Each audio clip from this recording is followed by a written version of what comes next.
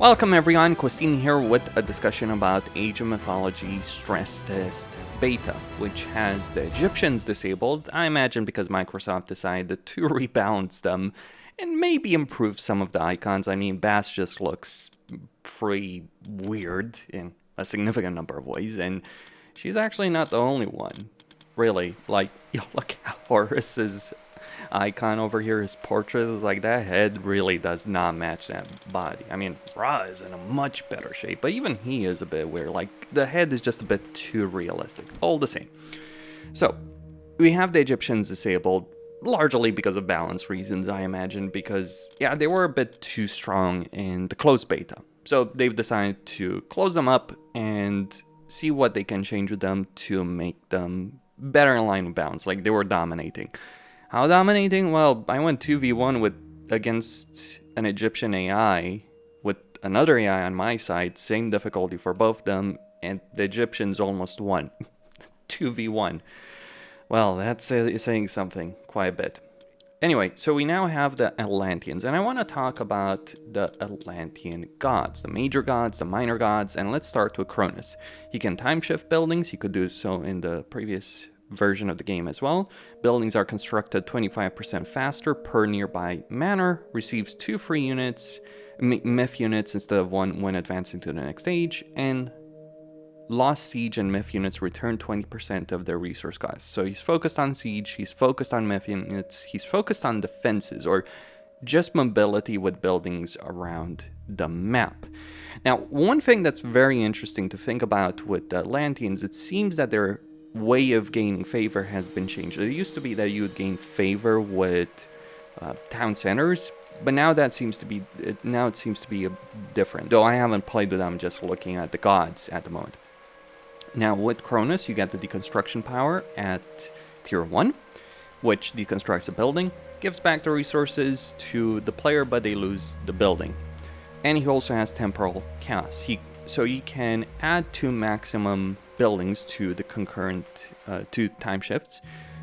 Time shift costs minus 50% for palaces and towers. Now, I'm curious if it's 100% cost reduction, basically when you combine this upgrade with his innate benefit, or if it's effectively going to become a 25% cost that you have to pay to transport towers and palaces. Don't know. Regardless, that's Kronos. Then you have Oranos, Lord of the Skies, can build a new sky passage each age. Units can enter sky passages to instantly travel between them. All units have a 5 line of sight, and damaged enemy units remain visible for 25 seconds. So he's all about map vision. He has the Shockwave ability, which stuns enemy units in an area and knocks them back. And then he has extra 10% speed for infantry. Then you have Gaia, the goddess of Earth. She's all about economic benefits. She has the Gaia Forest, from which villagers can gather wood faster, and she also has channels, which increases the movement speed for units on Lush. Lush is generated from town centers, manors, economic guilds, and markets. She starts with hero citizens, and promoting citizens to heroes costs minus 25%. Economic guild upgrades cost minus 3% and can be researched and age early. So she's all about booming her economy, because being able to get tier 4 upgrades at tier 3 is actually a very significant and powerful benefit. And then Lush also heals friendly units and buildings. Now in terms of the minor gods, if we look at things over here, but first I just want to talk about a couple of unit changes. So naval units that were previously restricted to specific gods have been made available to everyone, and other units have had some changes. For instance, the Marmilla used to be, I think, an anti-cav unit, if I'm not mistaken, which was a bit weird with that sword and shield combination, but now he's just good in melee combat. Other than that, I don't really see a whole lot of changes, except one major one with the Fanatic, who's now good against both infantry and cavalry, which makes sense. You know, elite infantry units should be elite. Now, in terms of the minor gods, at tier 2, you will have Prometheus, Leto, and Oceanus. So, Prometheus has the Valor power, which seems to have been nerfed, but remember, god powers can now be reused for favor. It will depend on the favor cost. how useful this will be. But one of your human units can be converted into a hero and fully healed. You can also get Prometheans as well as various upgrades for Prometheans. Prometheans aren't necessarily the greatest units in the world, but they're relatively cheap in terms of their food cost. And while their favor isn't something to sneeze at, it's still useful. And keep in mind, this meshes really well with Kronos, who gets 20% of their resource cost back. So getting that 20% favor, I think, back is pretty useful. He also reduces the time required to promote your human units to heroes, and he also improves the villager work rate and construction time. Leto, who is the Titaness of Motherhood and Stealth, has the Spider Lair ability, so this is an area denial ability. I don't think you can remove the spiders, but you can remove the eggs that get spawned when one of your units get killed. She also spawns automatons, and she also gets HP regeneration and extra HP for them. Automatons, again, fairly cheap unit. In a way, they're great because while they're not the best unit in the world, they can still hold their own quite well against human soldiers. They could do so in the baseline game, they might have been buffed. But importantly, they can repair, rebuild each other. And she also gives them HP regeneration. And then summons Hephaestus, who makes them even stronger in terms of their ability to resist piercing attacks, and also makes her human soldiers as good and heroes. And then she also increases Oracle full bonus capacity for auto-gather favor. Really need to play these guys to see how that's going to work out, though. And then the final one is Oceanus. He gives you the Carnivora for area denial. He has the Caladria, who heals allied units and slows down enemy units. No attack, but is a flying unit. Then also the Servant, who works on water. Really good at healing ships. Can't heal anyone, though. Then various Murmillo upgrades over there, and Fanatic upgrades. Catapeltes upgrades over here as well. These are an anti-cav unit, dedicated anti-cav unit. And also he reduces the cost of promoting our infantry units to heroes. So Prometheus has the Valor ability, but Oceanus just flat reduces the cost. I guess it's going to be interesting to find out which is actually better.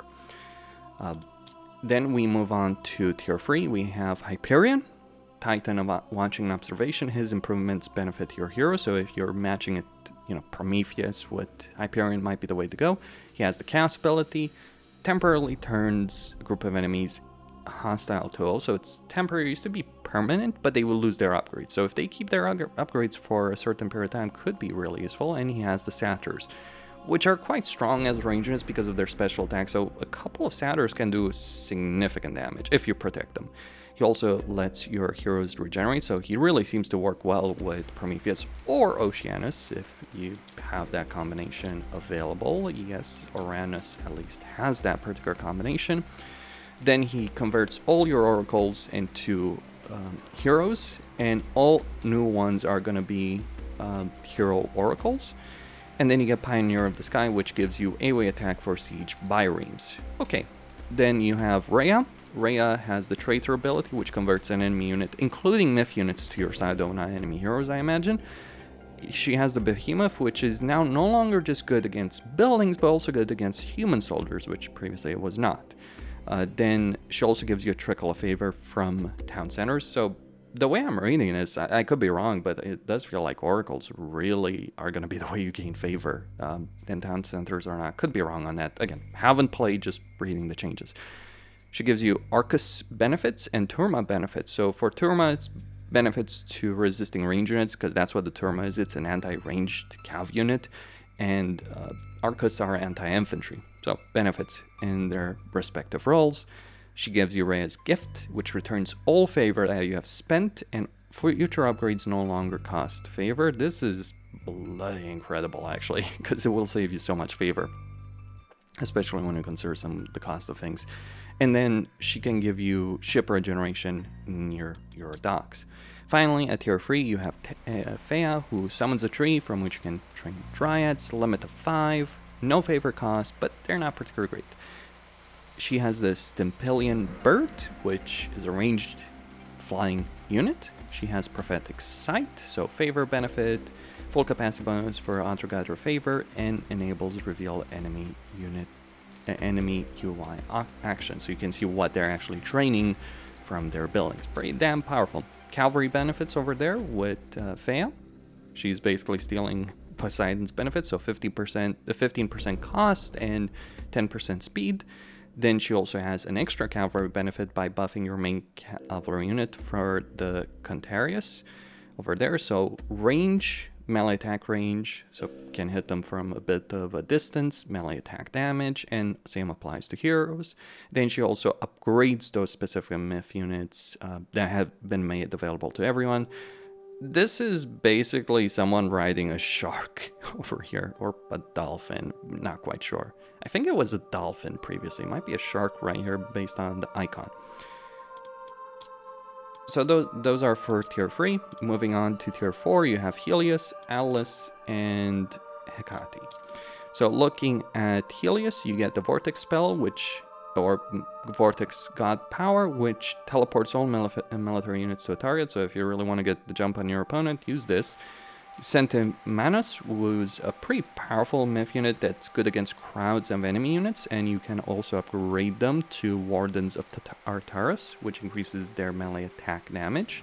And they also attack faster. That's what's mentioned on the tooltip over there at the top, but it doesn't mention how much. You get Mirror Towers for the sake of defense, they will limit to 5. You get Fire Siphon and Fire Ship, ranged attack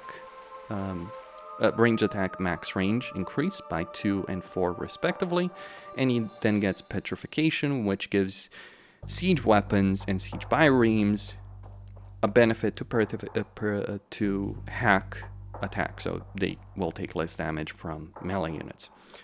Let me see about Alice if we can have one. Nope, there's none that show up at the top, which is going to cause some tooltip issues.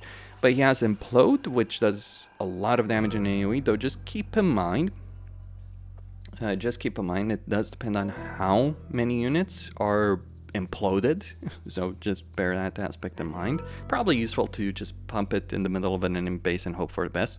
Argus, which has an instant kill ability, and Guardian and Io, which recharges that ability faster. Then you get Devotees of Atlas, which improves your Fanatics in terms of increasing their move and attack speed. And then you get Titan Shield, which increases the pierce armor of Destroyers. Very good. Makes them less vulnerable to range units, and they're already pretty strong against range units.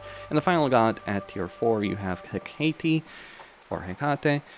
She summons the Tartarian Gate, which will destroy any buildings in the vicinity when it is placed. See, this is one of the things I think is going to be a problem in multiplayer. You have so many abilities, god powers at tier 4, that are kind of an I win button, in the sense that they do so much damage so quickly that's very difficult to recover from that.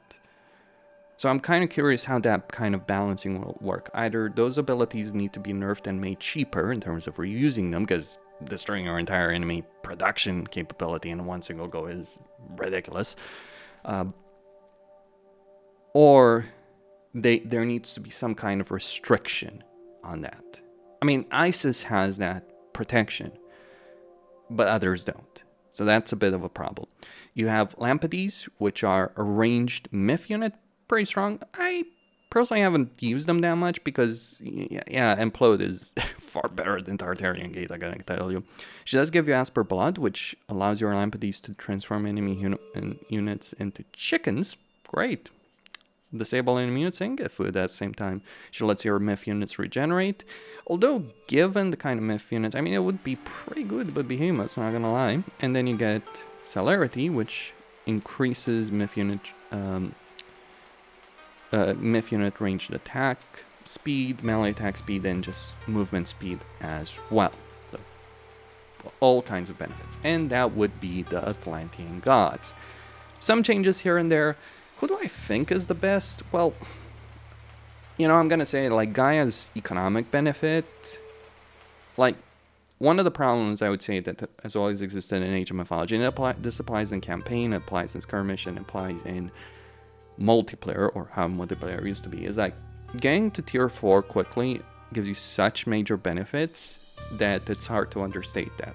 So yeah, Gaia would win on that respect, because the others just flat out can't compare to her booming ability. unless Microsoft does change it. I think they've made a bunch of changes in the right direction, but I also think that they need to be aware that Tier 4 should not be an I win button, basically. Like, you look at the Imperial Age and Age of Empires too, right? There are significant benefits, of course, in getting to the Imperial Age, but one, it's very costly to get those benefits, and two, they don't give you abilities that are an I win button, whereas in Age of Mythology, that does happen. So how they decide to balance that out, that's going to be the big question.